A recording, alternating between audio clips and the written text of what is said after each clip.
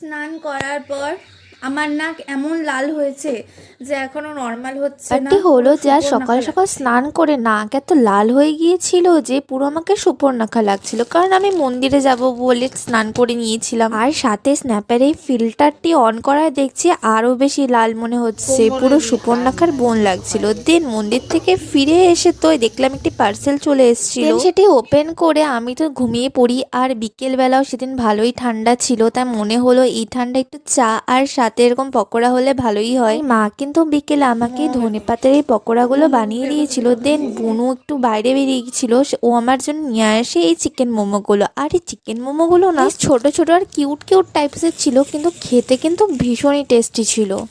আর এখানে 10 পিসের মতো ছিল, আর সাথে কিন্তু এরকম 2 রকম চাটনি দিয়েছিল, কিন্তু সাথে আরেকটি গ্রিন চাটনি হয়, বাট সেটি দিতে হয়তো ভুলে গেছে। এই খেয়ে আমি ডিনার না করায় মাঝরাতে আমার খিদে পেয়ে যায় প্রায় 1টা নাগাদ, আমি 1টার দিকেই ম্যাগি বানিয়ে খেয়ে নিই।